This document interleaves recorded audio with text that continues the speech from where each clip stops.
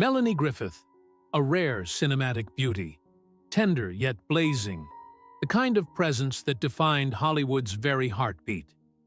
She has given us moments that prove why cinema matters, moments carved in fire, in fragility, and in a power no viewer could ever forget. In Working Girl, she didn't simply act. She lit up an entire generation with a performance that rose from the ordinary to touch the extraordinary. And in Body Double and Something Wild, she shattered every mold of the industry with a daring, intoxicating artistry, reminding the world that a single transformation, forged in courage and soul, can shake the foundations of film itself. But that light was sculpted from wounds sharper than shattered glass. 4 broken marriages, a near-fatal encounter beneath the jaws of a lion, and years when addiction wrapped itself around her life with merciless force. And now, at 68, what pain could possibly cut deeper than that? Before we begin, do not forget to leave a like as a gesture of tribute to Melanie Griffith, a gifted woman whose life has been carved through storm after storm. It is cruel how life sometimes demands courage long before it ever offers safety. Melanie Griffith entered this world on August 9, 1957, in Manhattan, New York, born into a life that glittered on the surface but was already cracking at its foundations.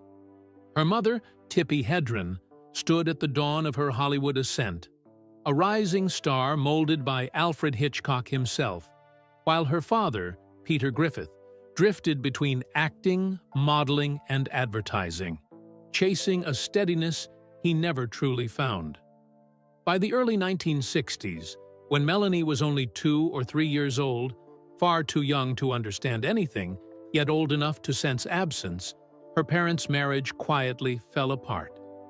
The separation came before she had even formed a real memory of her father's warmth, leaving behind a void she would later describe as a home that never felt steady. That unsteadiness became the quiet pulse of her earliest years. 2 lives, neither whole, neither safe, and no true place to anchor the small, trembling center of herself. After the divorce, Melanie moved with her mother to Los Angeles, a transition that only deepened the sense that life could shift without warning. Tippi's career bloomed rapidly through the mid-1960s, and success came with relentless travel, long days on set, and an industry whose appetite devoured time, tenderness, and presence. By age 6, Melanie understood something no child should: that love could be real, yet still slip through your fingers. When Tippi remarried producer Noel Marshall in the early 1970s, home took a turn that defied imagination.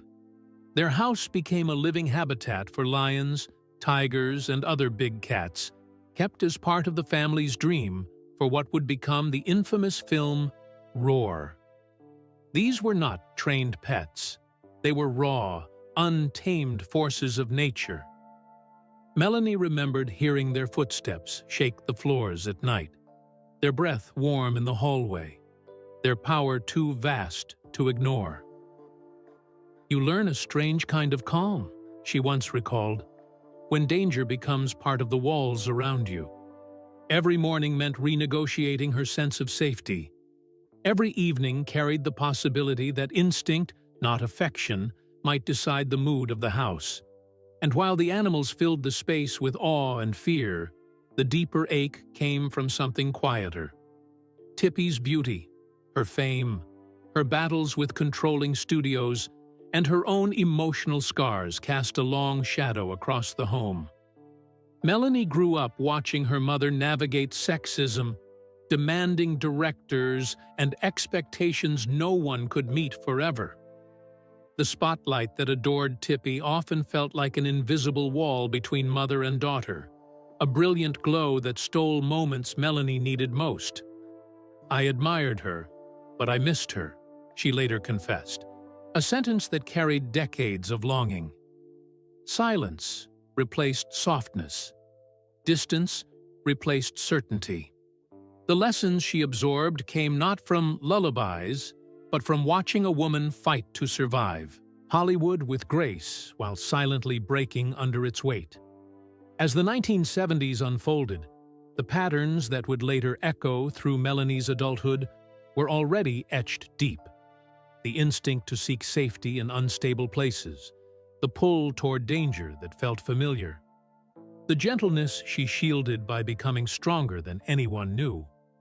She grew surrounded by beauty, fame, wild creatures, and circumstances extraordinary enough to bewilder even grown men. Yet the ground beneath her feet never stopped trembling.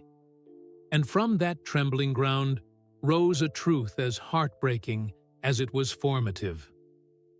Long before Hollywood celebrated her, Melanie Griffith had already endured a world that demanded resilience far beyond her years, shaping the fragile fire that would one day captivate millions. And when a life grows from unsteady soil, even the first glimpse of a future can feel like stepping into another storm. For Melanie Griffith, the world of film did not open as a dream she chased. It opened as the only landscape she had ever been allowed to walk on. By the late 1960s, after her mother moved them to Los Angeles, she wandered through sound stages and casting rooms before she was old enough to understand what ambition even meant. Hollywood was not a choice. It was oxygen in her household. Opportunity floated everywhere, yet the sense of belonging stayed painfully out of reach.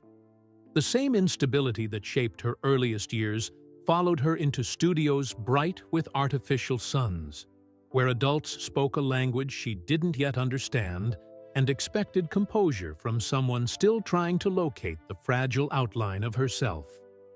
"I felt like I had to be older than I was," she later recalled, a quiet ache that seeped into every corner of her early career. Her first steps in front of the camera happened long before readiness ever arrived. At just 9 months old, she appeared in a commercial. By 12, she was slipping into tiny roles on sets that felt enormous, echoing, and cold in ways no child should ever have to navigate. Nothing about these beginnings shimmered. They were hesitant footsteps taken under the heavy weight of a legacy she never asked to inherit. Being the daughter of Tippi Hedren meant the world expected polish before growth, brilliance before confidence, perfection before preparation. Casting directors stared with a mixture of curiosity and comparison, searching her face for traces of her mother, and questioning whether anything truly her own lived beneath that beauty. Hollywood can be merciless to newcomers, but it is doubly so to the children of its icons who must work twice as hard simply to be seen as themselves. Every audition became a test not just of talent, but of identity, of whether she could exist beyond someone else's spotlight. By 17, Melanie was thrust into her first significant role with The Harrod Experiment, 1973. What should have been a gentle introduction into adulthood instead became a magnifying glass held to her unprepared heart. She stood among seasoned actors and mature themes while still carrying raw, unhealed pieces of a childhood that had asked more of her than she could give. The lens adored her easily. It captured her softness, her luminous presence, her delicate expressions, but it could not capture the fear she hid behind all of it. The fear of failing, the fear of disappointing, the fear of blooming in a world that demanded she arrive fully formed. "I didn't know who I was yet," she confessed years later, and that uncertainty turned each working day into a private battle between vulnerability and survival. But from that struggle, something quietly extraordinary began to take shape. Through each small role in the mid-1970s, Night Moves, 1975, One-on-One, 1977, and a string of parts too small for most to remember, Melanie carried herself with a fragile determination that made her unforgettable to those who paid attention. Hollywood still doubted her, still muttered that she was only present because of her mother, still overlooked her in favor of louder, less nuanced personalities. She learned to endure the silence between opportunities, the rejections delivered with polite smiles, and the loneliness of a young woman standing on a set where everyone expected certainty she did not yet have. What she lacked in experience, she made up for with a quiet, aching persistence, an insistence on returning, on trying, on believing that somewhere inside the turmoil lived a voice worth hearing. And by the end of that decade, the shift finally came. The camera that once felt intimidating began to reveal a depth no one had anticipated. Her softness, so often mistaken for weakness, became a kind of emotional gravity. Her vulnerability, once a wound, became the very quality that made directors lean forward, sensing something rare.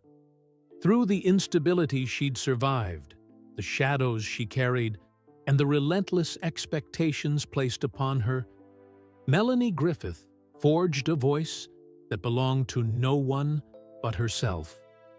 And from that fragile beginning rose a truth that would define her ascent. The brightest performances often come from those who learn to stand tall long before the ground beneath them ever steadied. Sometimes it is the ones shaped by quiet wounds who rise with a fire no one ever expects. And for Melanie Griffith, the years that followed her uncertain beginnings were not simply years of growth. They were trials that scorched, stripped, and finally revealed the steel hidden beneath her gentleness. As the early 1980s approached, Hollywood began to turn its head, not because she demanded the spotlight, but because something in her softness pulsed with defiance, a flicker hinting at a storm ready to tear through the silence. Even from afar, it was clear. The girl once overlooked was standing on the edge of something seismic. Her first brutal jolt arrived in 1984 with Body Double, a film meant to unlock doors, but instead slammed them in her face. The world devoured provocation and ignored performance, choosing sensation over soul. And Melanie suddenly found herself trapped inside a label she never agreed to wear. "It felt like people decided who I was before I could show them," she admitted, a line heavy with the sting of being misread.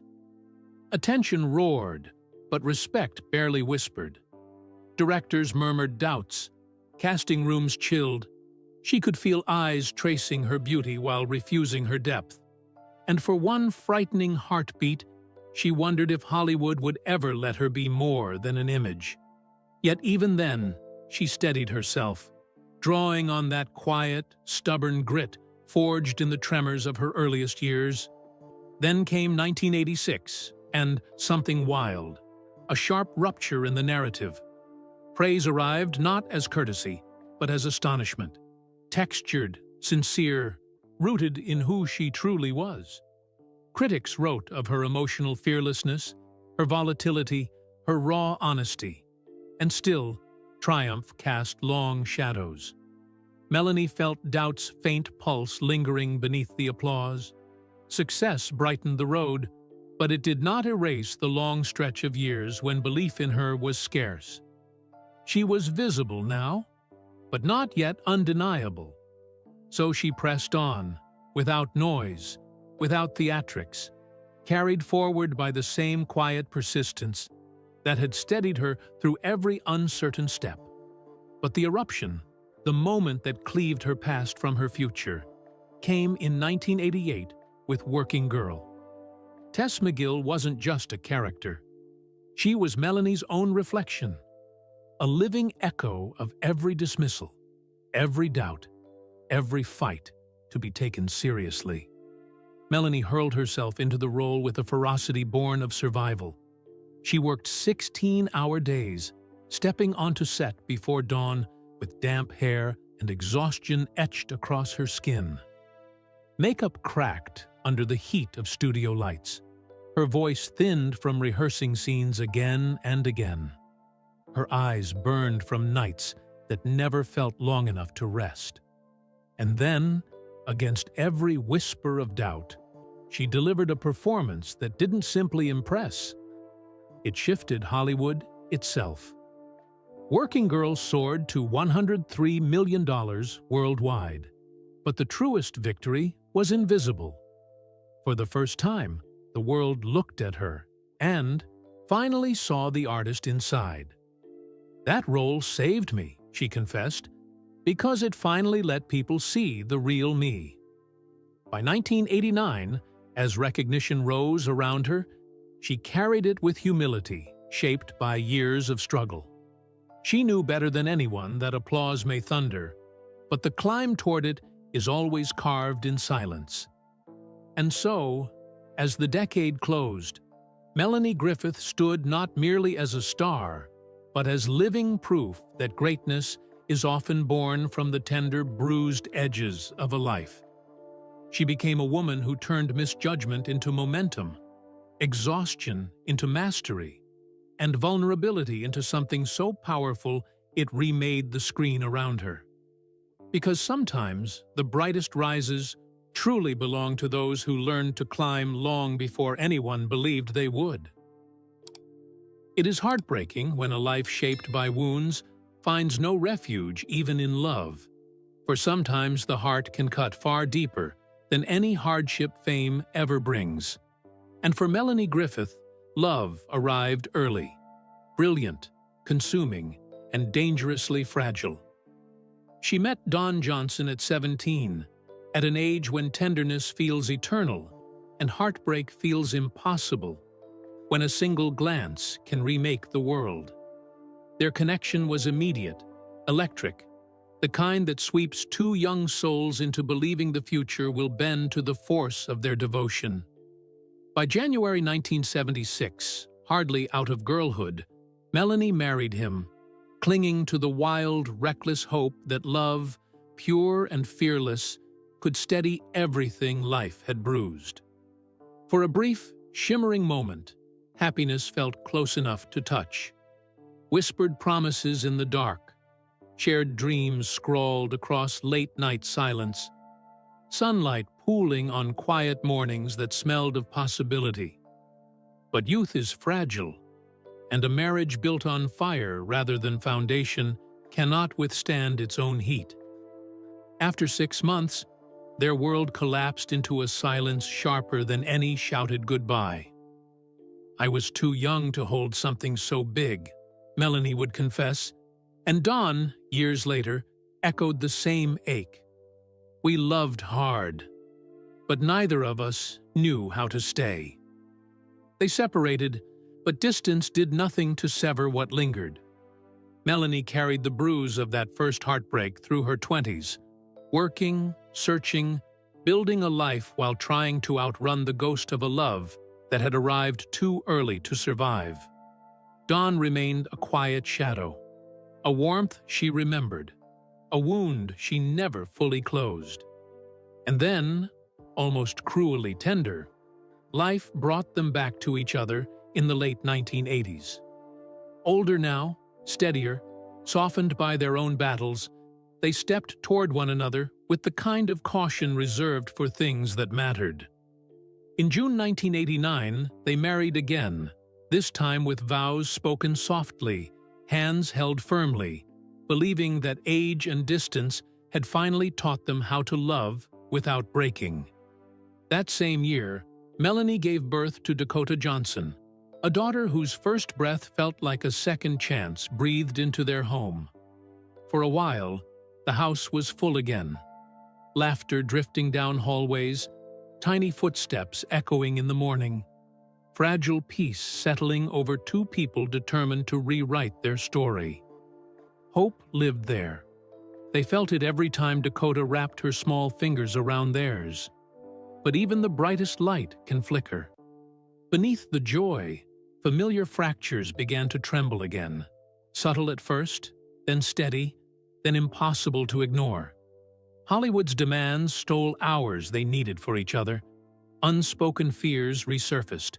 Old patterns, old wounds, old shadows found their way back in. Melanie, balancing motherhood with a career that was finally soaring, felt loneliness seep into the spaces exhaustion left behind. Don fought quiet battles of his own, retreating into stillness when she needed presence. They loved each other fiercely. But sometimes love becomes a weight instead of a shelter. By 1996, after 7 years of trying, holding on, and hurting quietly, they released each other. Their divorce was gentle in words, but devastating in truth. A shared recognition that love alone could not keep them whole. "We wanted it to work," Melanie said, "but wanting wasn't the same as healing." And Don, with equal softness, later admitted, "Some things break before you even know where the cracks are." In the end, their story became something more tender than tragedy. It became a testament to how deeply two people can care and still be unable to walk the same road. They never spoke with bitterness. Instead, they carried forward gratitude, respect, and the love they shared through Dakota, the truest, brightest piece of their years together.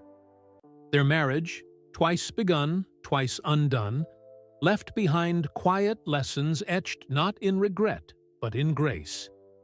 That timing is a force no heart can outrun, that old wounds must be healed before love can hold, that some souls meet not to stay, but to shape and soften each other.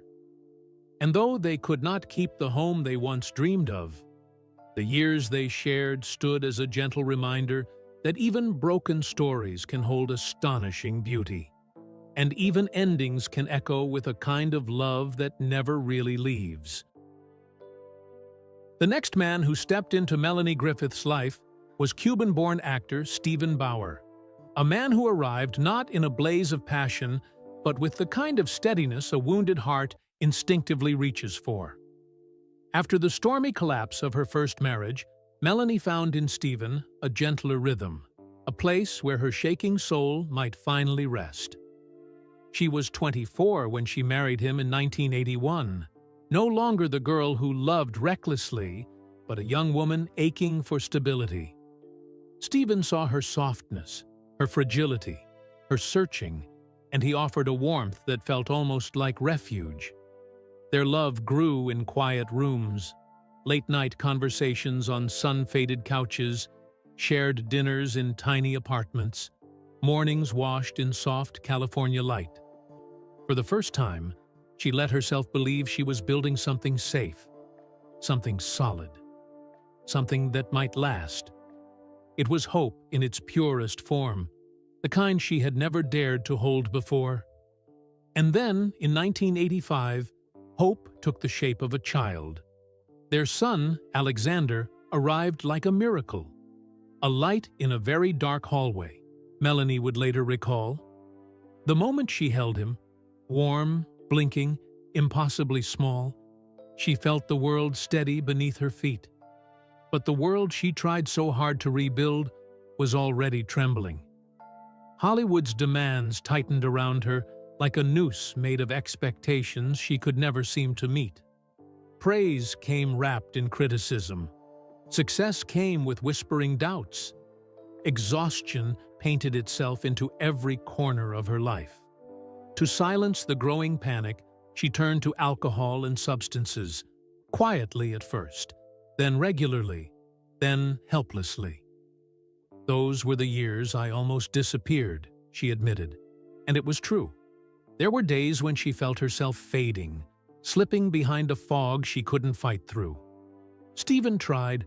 God, he tried. He stayed awake on nights she wandered the house like a ghost. He reached for her hand, even when she didn't feel it. But love grows unbearably heavy when one person is fighting both the storm and the one they love who is lost inside it. Their marriage didn't shatter in a single moment. It eroded, bit by bit, breath by breath. Steven watched helplessly as Melanie drifted in and out of herself, her laughter dimming, her confidence cracking under the weight of memories she had never healed. She carried guilt the way others carry breath. Guilt for the mornings she couldn't rise. Guilt for the evenings she stared blankly at the wall. Guilt for the nights she held her son and prayed he would never remember her like this. "I wanted to be whole," she said, "but I didn't know how." These became the loneliest years of her life, the years she later spoke of with a trembling honesty that broke the world's heart.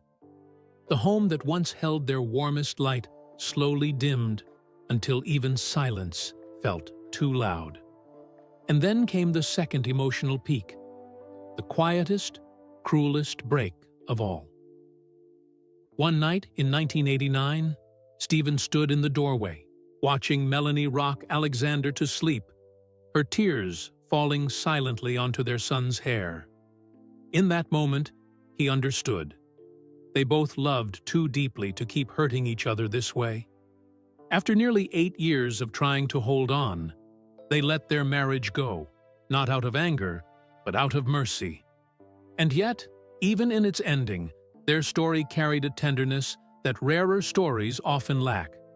No accusations, no cruelty, no spectacle. Just two people who had given each other every ounce of strength they had left. After nearly 8 years together, Stephen remained a steady figure in Alexander's life, and Melanie carried a gratitude for him that years could not erode. Their marriage was never a tale of scandal.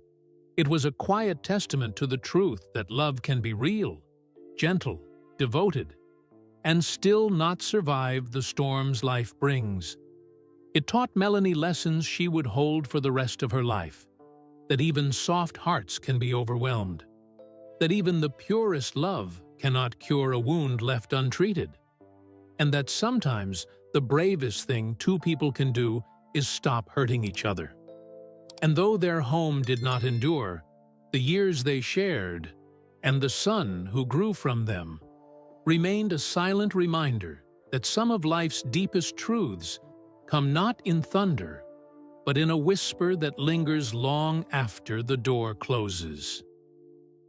There are loves that arrive like a warm wind, gentle and steady, and there are loves that strike like fate, swift, undeniable, almost terrifying in their clarity. For Melanie Griffith, Antonio Banderas was both, a tenderness she didn't dare hope for, and a destiny she never saw coming. They met in 1995 on the set of Too Much, two actors moving through life with wounds hidden beneath their smiles, each searching, quietly, privately, for a place to rest their tired hearts. Melanie was 40, stitched together by survival after 2 broken marriages. Antonio was 35, a rising Spanish icon whose kindness shone through the sharp glare of fame. During their first table read, something subtle yet seismic shifted. "I saw her bravery," Antonio later said, "and it was beautiful." It wasn't their on-screen chemistry that startled them. It was the off-screen stillness, the soft laughter between takes, the unspoken comfort of sitting side by side, the way their silence felt like a shared language. This wasn't infatuation. It was recognition. Two souls bruised by life finally exhaling in each other's presence, as if whispering, "Oh, there you are." They married in May 1996, and months later welcomed their daughter, Stella del Carmen, a child Melanie called the miracle I never believed I deserved. With Stella, their home didn't merely grow, it bloomed. Those early years were a golden season suspended in light. Antonio cooking Spanish dishes while Melanie danced barefoot across the kitchen tiles. Mornings when Stella toddled into their bed and melted between them. Long nights where Melanie watched Antonio read bedtime stories, his voice a soft anchor in the dark. Even Dakota and Alexander, her older children, leaned into Antonio's warmth, finding in him not a replacement father, but a rare, steady presence. "He was the glue," Dakota later said. the warmth in every corner of our home.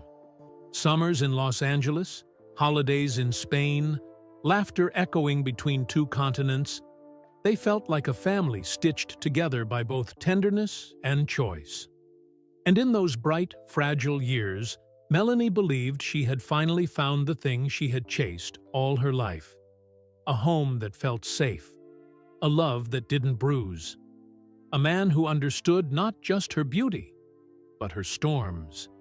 It was the happiest, most rooted decade she had ever known. But even the kindest love cannot outrun what time and unhealed wounds eventually reveal. As Antonio's stardom exploded, with The Mask of Zorro, Evita, and films that sent him across oceans, his schedule tightened, his days blurred, his nights shrank. Melanie, still tender from a lifetime of fragility, felt old shadows stirring again, anxiety creeping in, insecurity curling around her ribs, the familiar fear of being left behind. Hollywood's unmerciful glare magnified every whisper about her past, every wrinkle, every imagined flaw. She tried, she tried to hold the family steady, to be the strong woman Antonio believed she was. But sometimes, strength breaks in silence, long before anyone hears the crack. And then came the first emotional peak. A night when she told Antonio, voice trembling, that she felt herself slipping into pieces she couldn't gather. He wrapped his arms around her, whispering, "We'll face it together." But she sensed something shifting beneath their feet, a fault line forming under their beautiful life. It is a cruel reality that even the deepest love can be worn thin by years spent wrestling invisible battles. By the early 2010s, tiny fractures had deepened into quiet chasms. They loved each other, fiercely, faithfully, but love alone was no longer strong enough to hold together what time had gently, painfully pulled apart. Antonio worked endlessly. Melanie fought to stay steady. Their rhythms, once in perfect harmony, began slipping out of sync. And then came the second emotional peak, the moment that ended 19 years of devotion.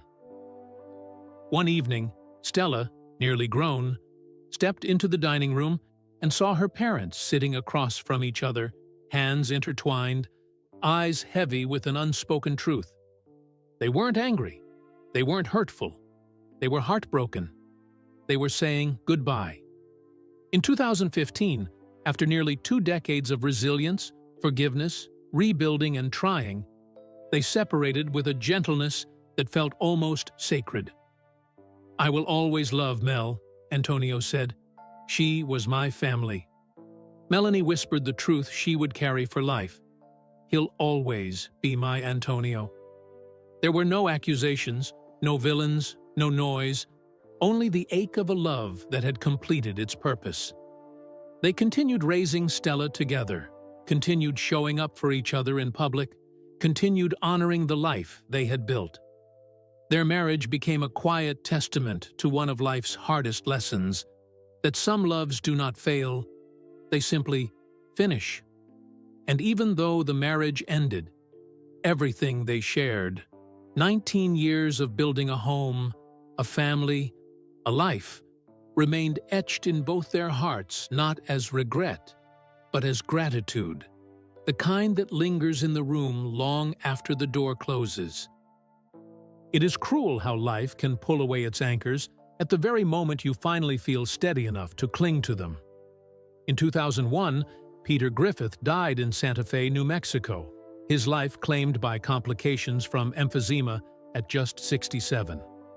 For Melanie Griffith, that day marked not only the loss of her father, but the collapse of the last fragile bridge she had always hoped might someday help her mend the hollow spaces of her childhood. Peter had never been a constant fixture in her life. His visits came at unpredictable intervals, weekends that arrived like borrowed time, phone calls muffled by distance, brief shadows passing through a childhood already riddled with uncertainty. As a child, she learned to watch the car on the driveway and wait, hoping every time that this time he meant to stay. She learned to fold disappointment into silence. But beneath the waiting, she kept a quiet hope that one day they'd talk heart to heart, that she'd get to know the man behind the name. With his passing, that hope died before it could bloom. When the phone rang that afternoon, the world turned upside down. The ring sounded ordinary at first, but on the other end was a life-ending whisper. She didn't scream. She didn't faint. She only stood frozen, the word "Dad" catching in her throat and falling silent before it could surface. The shock hollowed her out, as though the pieces of her childhood, every longing, every waiting, every myth she'd built around a father's return, had shattered in one breath. The grief came not as tears, but as absence, an emptiness so deep it swallowed the room entirely. Peter had never judged her by fame or success. He had offered no advice on scripts or cameras. What he had offered was simpler, a quiet, unassuming presence that didn't demand performance. In his absence, Melanie realized with brutal clarity that she had lost the only person who ever loved her without asking for more than her existence. A love untainted by fame, expectations, or scars. Later, she would say softly, "Losing my dad. It broke something in me I didn't know could break." Those words echoed through every corner of her life afterward, in rooms where laughter once lived, in phone calls left unanswered, in decisions made with a trembling hand. That night after the funeral, the house felt like a different planet. When she sat alone and looked at a faded photograph, her as a toddler, arms tiny and trusting, wrapped around his shirt, she felt the weight of a life unlived, a childhood undone. Memories she had rearranged in her mind as hopeful fragments now fell apart. She traced the frame with trembling fingers, but couldn't make it real again. In that still, hollow silence, the truth hit. She was no longer anyone's little girl. There would be no more visits, no more late-night talks, no more soft, "I love you, kiddo."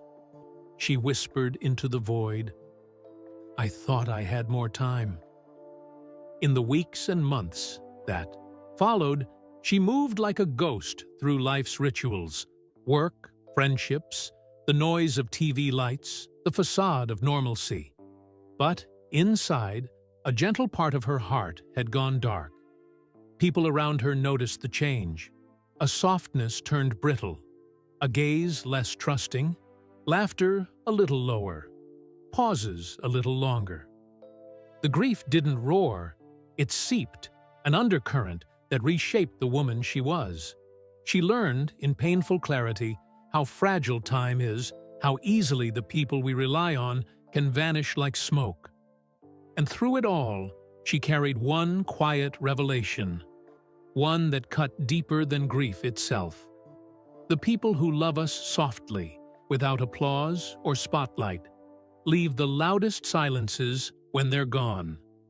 Their kindness lingers in the spaces they once filled, their absence reshaping every corner of a life they never asked us to perform for. Losing her father didn't end Melanie's story, but it rewrote it in ways she hadn't expected. The laughter, the dreams, the ordinary plans she once made so casually now held a fragile shimmer, marked by a whisper of what might have been, reminding her that time is precious. Forgiveness is never guaranteed, and the chances we postpone are the ones we may never get back. It is heartbreaking how, in certain brutal seasons of her life, Melanie Griffith's body seemed to break faster than her spirit could gather itself. Fate didn't wound her once. It circled her, struck her, tested her, as if trying to discover how much suffering one woman could endure and still stand. At 19, in the late 1970s, she endured the first catastrophic blow. While filming Roar, a full-grown lion hurled its entire weight onto her, slamming her to the ground before its paw raked across her face. The world didn't spin. It detonated. She remembered the roar vibrating through her ribs, the scrape of gravel against her back, hands lifting her limp body toward an ambulance, the cold bite of antiseptic on torn skin, and the relentless tug of dozens of stitches pulling her back into one piece. Days later, when she finally faced the mirror, she whispered a trembling confession meant only for herself. "I didn't know if my face would ever come back to me." And still, she returned to set with bandages warm against her skin, her jaw quivering with every movement. Because at 19, she had already learned that sometimes survival arrives long before healing does. But fate was not finished with her. Only a year later, another blow crashed into her life, this time not from a beast, but from a machine made of metal and momentum.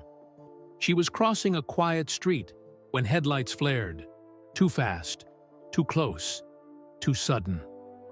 The impact wasn't cinematic. It was brutal. A violent jolt, a sickening thud, the world flipping out of her hands. She recalled the taste of dust in her mouth, the shock radiating through her limbs, voices shouting as if underwater. When she woke in the hospital hours later, pain wrapped around her body like a second skin. She lay there, staring at the ceiling, realizing with hollow clarity that danger didn't just exist in jungles or film sets. It followed her, even in ordinary places, even under ordinary skies. The doctors told her she was lucky, but lying there, bruised, broken, unable to move without feeling the echo of the car's force, she didn't feel lucky. She felt hunted. For years afterward, Melanie spoke little about that accident, as if silence might bury the memory. But those who loved her noticed it. The way she paused before stepping off a curb, the way her breath hitched at the sound of screeching brakes, the way her eyes clouded whenever headlights flashed too quickly.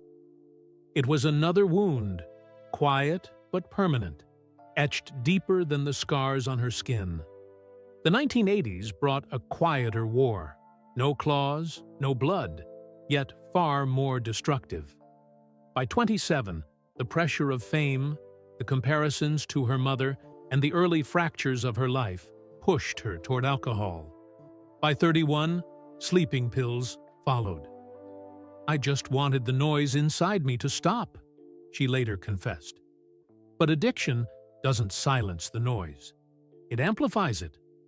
On the set of Working Girl in 1988, she arrived so impaired that production froze, and the studio fined her a staggering $80,000. The world saw a mistake. She felt a collapse, and the consequences dug deeper. Alcohol damaged her liver, left her nauseous for days, bruised her confidence, and pushed her further from the woman she wanted to be. Rehab wasn't an event. It became a revolving door, once in her early 30s, again at 37, and again, most painfully, after her 2015 divorce from Antonio Banderas, a period she once described as the darkest winter of my life. She woke up many mornings unable to remember the night before, staring into the mirror at eyes she didn't recognize.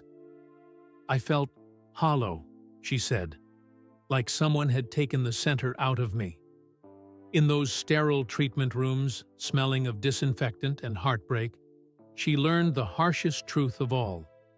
Healing is rebuilt from choices so small they almost seem invisible, until the day they save you. But the body records wounds the heart tries to forget. For 20 years, Melanie endured unexplained seizures, electrical storms erupting inside her without warning, leaving her trembling, disoriented, and terrified of her own skin. The breaking point came in 2011 at Cannes, when she was 54. Under the blast of camera flashes, the floor tilted, voices warped, and she collapsed in front of the world. The humiliation cut almost as deep as the fear. When she woke, surrounded by strangers and frantic questions, she realized how fragile she truly was. After 2 decades of tests, doctors finally uttered the diagnosis: stress-triggered epilepsy. And here was the harsh twist. After her marriage ended in 2015 and her life quieted, the seizures faded. "My body finally exhaled," she would say later, a sentence heavy with decades of unspoken pain. She moved forward cautiously, each step deliberate, each breath a reminder of how easily a life can be shaken apart.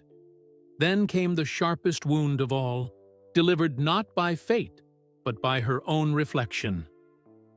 In her early 50s, Melanie surrendered to Hollywood's ruthless obsession with youth. The industry demanded perfection. She offered her face. Procedure followed procedure, each promising hope, each stealing a piece of her. One morning, at 52, she stared into the bathroom mirror and froze. The nose was wrong. The cheeks were foreign. The eyes looked like they belonged to someone carrying a sorrow she couldn't name. "I didn't know who I was anymore," she whispered. And then came the moment that broke her. Dakota, tears welling, gently asking, "Mom, what happened?" That question sliced deeper than any scalpel. It forced her onto a long, brutal journey to restore her face, her identity, through corrective surgery. "I felt like I had erased myself," she later admitted. Those procedures hurt far beyond the skin. They dug into memory, regret, and the terrifying possibility that she had disappeared inside a world that loved her only when she looked untouched by time. Slowly, painfully, she learned that age was never her enemy. The real enemy was the belief that she had to erase her years to be worthy of love or work. And then, as if life had not taken enough, 2009 brought yet another blow: basal cell carcinoma. Skin cancer. Even the mild kind can feel like a sentence when it blooms across a face already carved by surgeries and scars. Melanie lay beneath harsh surgical lights as doctors scraped away layers of damaged skin from her cheek and nose. She emerged with gauze wrapped around her face. White, fragile, humbling. Each bandage a reminder that life does not spare even the already wounded. When the cancer returned, she fought again. And again. Through every incision, every relapse, every tremor, every mirror she feared she no longer belonged to, Melanie discovered a strength untouched by fame. Not the glamorous strength of red carpets, but the quiet, tenacious strength of a woman who keeps rising even when the world expects her to break. She came to understand that resilience is not about staying uncracked.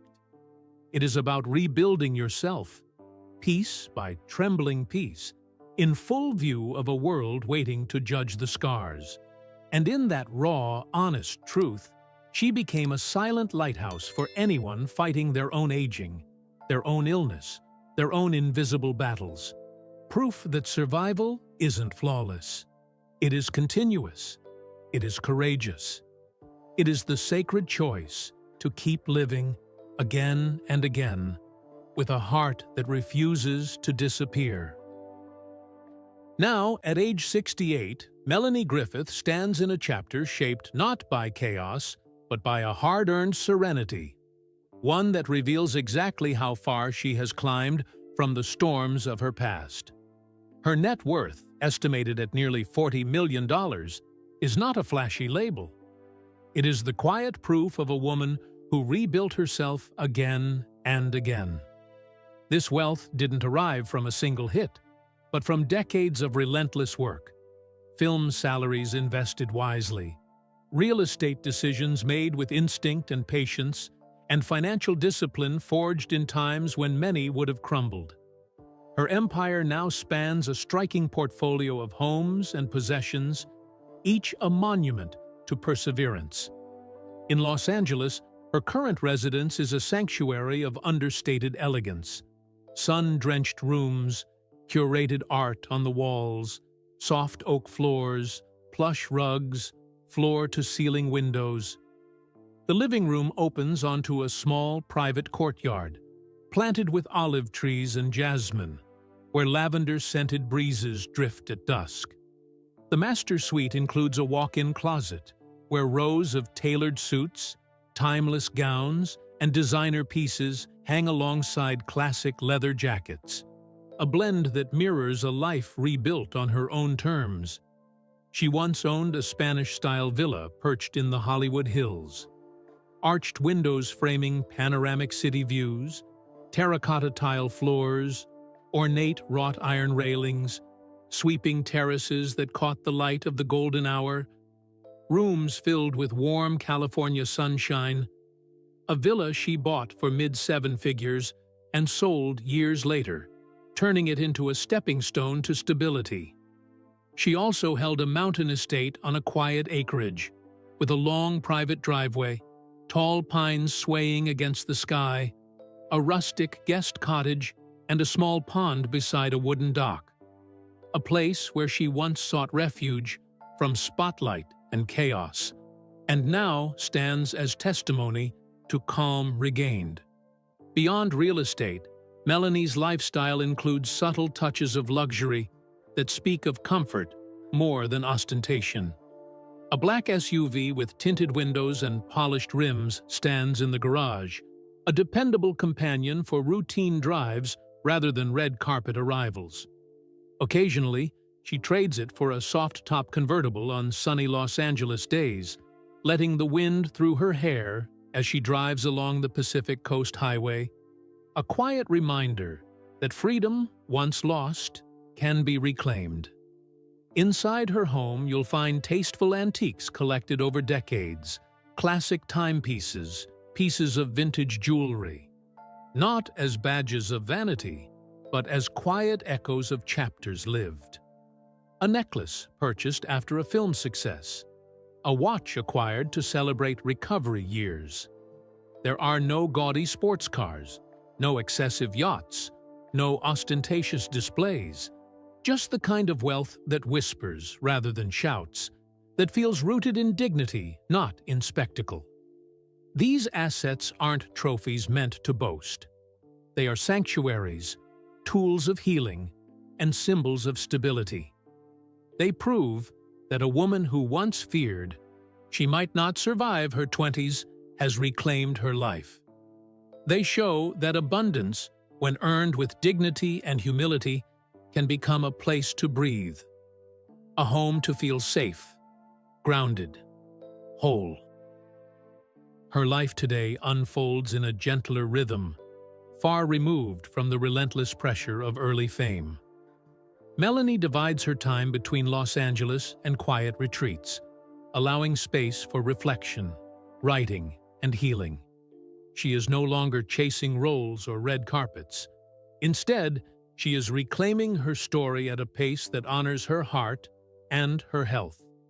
She remains deeply connected to her 4 children, Dakota Johnson, Alexander Bauer, Stella Banderas, and Jesse Johnson, who form the emotional core of her later years. They visit often, call often, laugh often. When she steps onto a red carpet now, it is usually beside Dakota, not as a star seeking attention, but as a mother radiating pride. And she still carries the glow of a woman who has weathered many storms, her features softened not by defeat, but by acceptance. Her recent public appearances reveal a woman comfortable in her skin, stylish, graceful, and unmistakably herself. Proof that beauty can evolve into something richer with time. She has also quietly embraced philanthropy, supporting children's hospitals, cancer research, mental health initiatives, women's shelters, and environmental causes. Her contributions have added up over the years, tens of thousands here, hundreds of thousands there, not as loud declarations, but as gifts placed gently into the world. She does not tally what she has given. She simply gives.